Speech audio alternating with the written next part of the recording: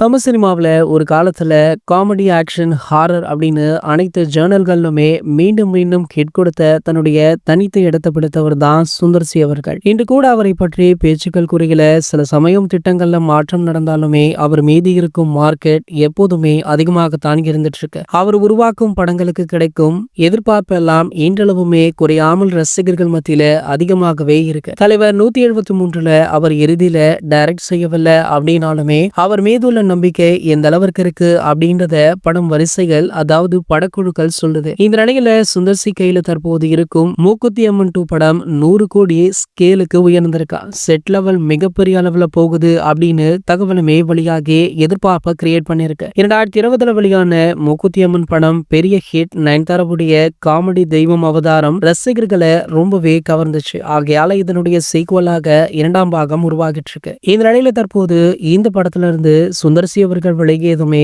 சங்கர் அவர்கள் உள்ளே என்ட்ரி கொடுத்திருக்காராம். சங்கர் அவர்கள் வேல்பாரி கதையை கையில வைத்துக் கொண்டு இது யாரை வைத்து டைரக்ஷன் பண்ணலாம் அப்படின்ற யோசனையில இருந்த பொழுது தற்போது சூப்பர் ஸ்டார் அவர்களை சமீபத்துல சந்தித்து அந்த படத்துடைய கதையுமே சொல்லி ஓகே வாங்கி உள்ளதாக தகவல் வெளியாக இருக்கு. சோ இந்த படம் பாத்தீங்கன்னா 2 அல்லது 3 பாகங்களாக ரிலீஸ் ஆகிருக்கு. படத்துடைய பட்ஜெட் அதிகம் அப்படின்றதுனால ராஜ்கமல் பிலிம்ஸை தாண்டி மற்றும் ஒரு ப்ரொடக்ஷன் நிறுவனமுமே இணைந்து இந்த படத்தை தயாரிக்க இருக்காங்க. அவங்க வேற யாருமே இல்ல, நம்ம சூப்பர் ஸ்டாருடைய ஆஸ்தான தயாரிப்பு நிறுவனமான சன் பிக்சர்ஸ் தான். சோ இந்த 2 ப்ரொடக்ஷன் நிறுவனம் இணைந்து சூப்பர் ஸ்டாருடைய படத்தை எடுக்க இருக்காங்க. அது மட்டும் இல்லாமல் இந்த படத்துடைய பட்ஜெட் கிட்டத்தட்ட 1000 கோடிகளுக்கு மேல இருக்கும் அப்படின்னுமே சொல்லப்படுது. சோ இந்த பட்ஜெட் பாத்தீங்கன்னா 3 பாகங்களுக்கும் சேர்த்துதான். ஆகையால இந்த படத்திற்கான அடுத்தடுத்த அறிவிப்புகள் கூடிய விரைவில் வெளியாக உள்ளதாக செய்திகளுமே கிடைச்சிருக்கு. இது போன்ற செய்திகளை பற்றி நீங்க உடனே தெரிஞ்சுக்க நம்மளுடைய சேனலை மறக்காம சப்ஸ்கிரைப் பண்ணிக்கோங்க.